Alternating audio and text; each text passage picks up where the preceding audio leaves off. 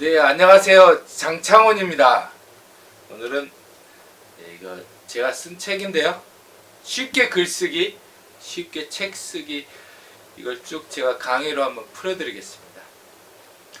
예수님은 이 땅에 내려오셔가지고 아무도 몰라봤는데 세례요한이 어린 양이다 증거했을 때 세례요한을 스승으로 따랐던 두 제자 안드레하고 요한, 사도 요한인데 예수님을 따랐습니다. 그리고 이 십자가를 지기 전까지도 이 수많은 제자들은 예수님이 태초에 계신 그 말씀인 줄 몰랐습니다. 십자가에서 돌아가시고 무덤에서 살아나신 이후에 비로소 창조주 하나님께서 이 땅에 육신으로 함께 30년 동안 사시고 제자들은 3년 동안 함께 거하시고 이렇게 무덤에서 살아나셨다는 걸 알게 됐습니다. 그리고 이 땅에 남겨주신 것이 바로 신약 말씀이고 구약 말씀을 이 신약을 통해서 다시 볼 수 있는 이 십자가의 열쇠입니다. 예수님의 말씀 중에 특히 요한복음 같은 경우는 예수님께서 모든 것을 다 보여주셨는데 그 중에 가장 큰 것이 성령에 대한 것입니다. 그러니까 말씀이 육신으로 거했던 것 중에 가장 여러 방면이 있는데요. 그 중에 이 태초에 계셨던 성령께서 어떻게 육신으로 계셨는지 그걸 보여주신 것이 바로 이제 13, 14, 15, 16, 17장. 그 중에 14, 15, 16. 이 세 장이 바로 성령장이거든요.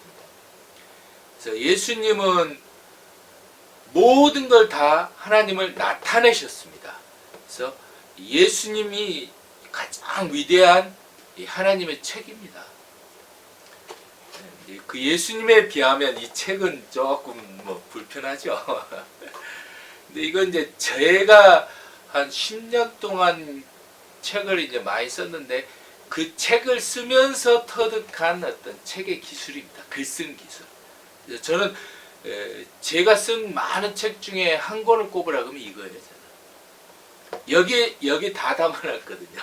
근데 그걸 저는 이제 어디다 자랑하지도 않고 그냥 책만 이거 전자책입니다. 이제 이건 종이책은 그냥 몇 권만 만들었어요. 선물 받으신 분은 있죠? 혹시 또 저하고 친밀하신데 제가 선물을 못했을 수도 있습니다. 그럼 저한테 또 따로 이야기하세요. 그럼 또 선물할게요. 이건 저의 야심작이에요. 이거 꼼꼼히 읽으신 분들은 다 책 어떻게 쓰는지를 알아요. 딱 이렇게 쓰거든요. 저는 여기에는 다하고 빼고도 없어요. 자, 그 중에 이제 첫 번째 이게 이제 총 45개로 되어 있는데요. 첫 번째 글은 어떻게 쓰는가 1번. 네, 여기 딱 해놨어요. 오늘 비가 내린다. 비 오는 날 카페다. 우산 없는 나무들은 가지가 흩어지고 사람들은 우산을 이렇게 쭉 썼거든요. 여기 보면은 여기서 이제 이 첫 번째 것에 제가 하고 싶은 말은 뭐냐면요. 이런 거죠. 예를 들어서 이거요. 제가 이거요 딱 했잖아요. 이거요 할 때 제가 목소리가 톤이 쭉 높아가죠. 그 다음에 예! 그 다음에 주먹! 이렇게 해도 주먹! 했잖아요. 아니면 내가 이렇게 어디를 이렇게 탁 치면은 사람 이렇게 하잖아요. 드라마에서도 자주 나오지 않나요? 뭔가 이렇게 긴장 또는 하여튼 뭔가 집중시킬 때는 이런 음성을 강하게 의성어는 하나거든요. 쾅! 이런 거 있잖아요. 그럴 때는 이제 소리가 팍 울려요. 그럼 그것의 효과는 이 글에 있어서는 단문에서 나타나요. 단문. 감탄사도 있고, 오! 이런 거 있잖아요. 오! 이렇게 예를 들어. 처음부터, 오!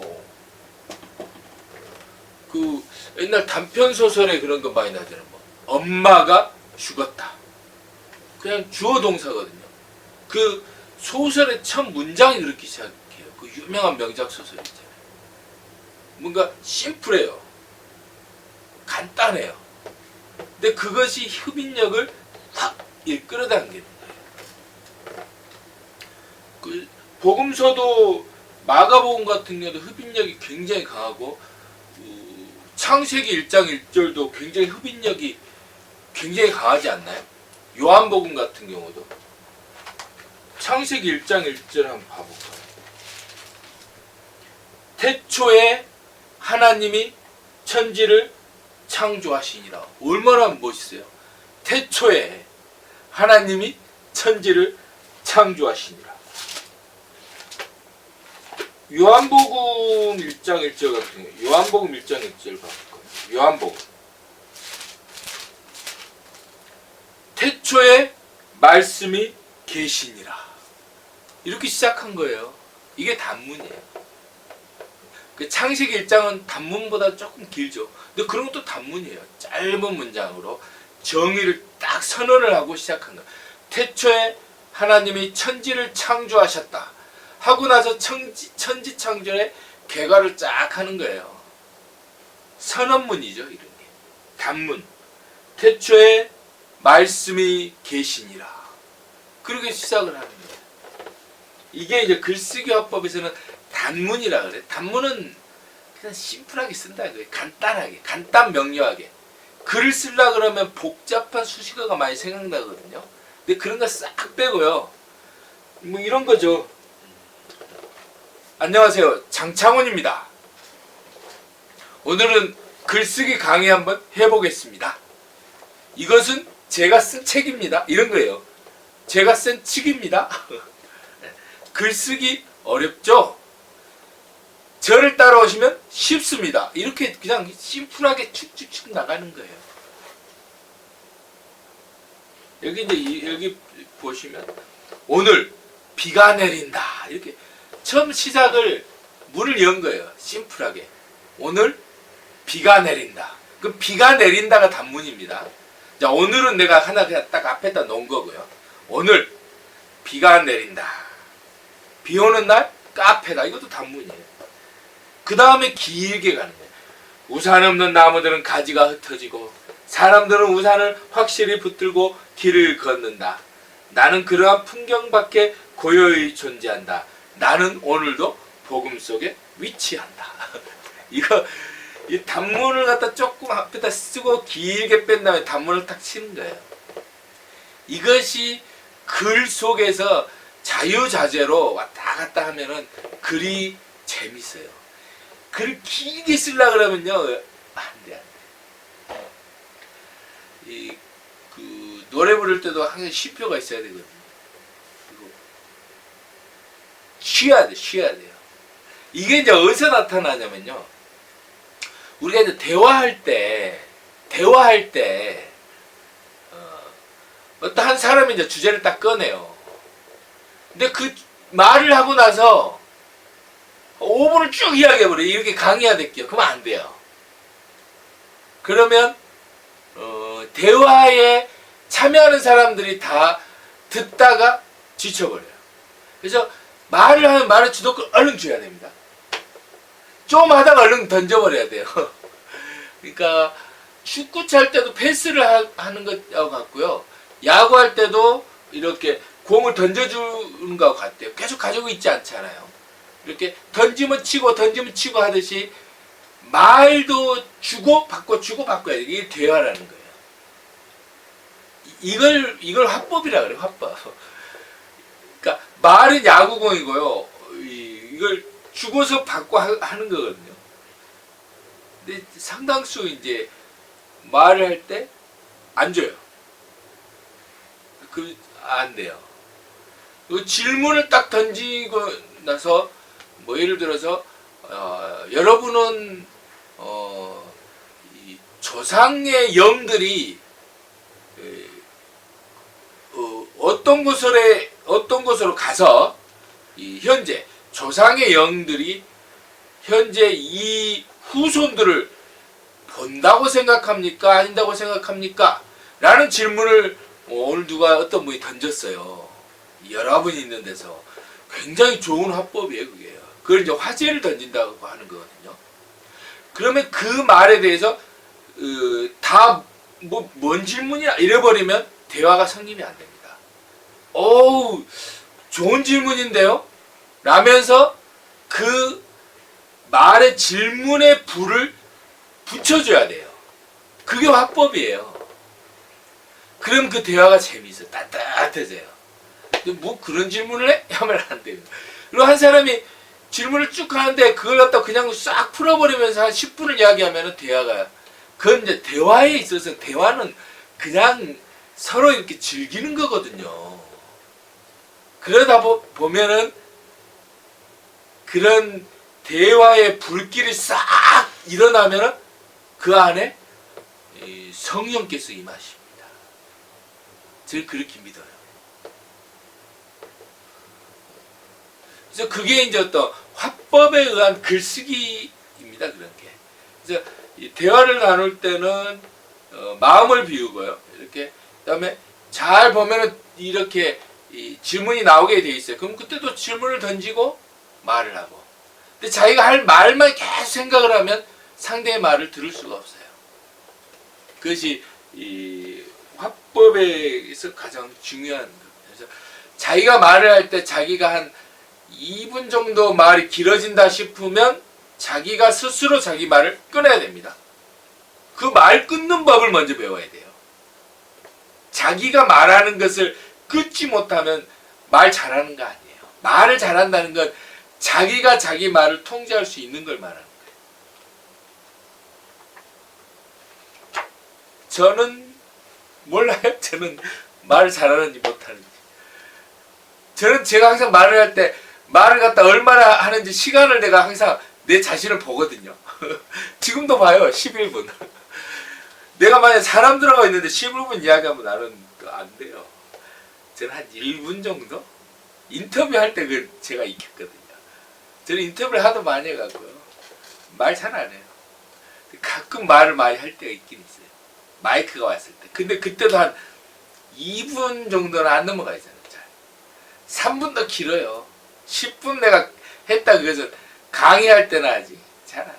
강의할 때도 저는 한 5분 하고 마이크 줘버려요. 듣는 사람들한테. 딱 질문, 마이크 넘기는 건 질문을 주는 거예요.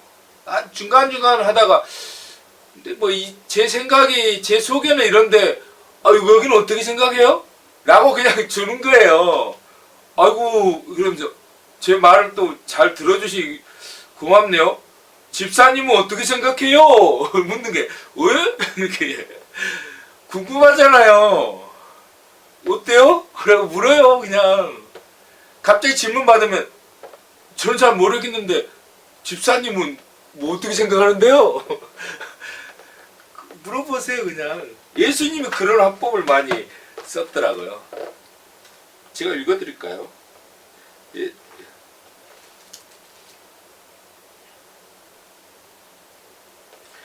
예를 들어서 이런 거죠. 저기 요한복음 1장 37절에요. 세례요한이 예수님을 어린 양이다, 하나님의 어린 양이다 하니까 이것은 대속의 구원주를 말하는 거거든요. 하나님의 어린 양이다. 그것은 어린 양은 죄를 대신 짊어진 구원주. 그리고 창세기에서 보면은 아벨, 또 이삭. 이 에덴 동산에서는 아벨을 말하고요. 아브라함의 동산에서는 이삭 번제를 말하거든요. 그걸 상징하는 굉장히 중요한 키워드예요, 이게요. 그래서 하나님의 구원주다 그런 뜻이에요. 구원주는 예수님 말고는 없습니다. 죄를 대속하기 위해서는 죄를 짊어지고 죽어야 되거든요. 살아있는 사람 중에는 구원주가 없어요. 예수님은 구원주로 오셔서 죽으심으로 그 구원주로서 이 확정이 되신 거예요.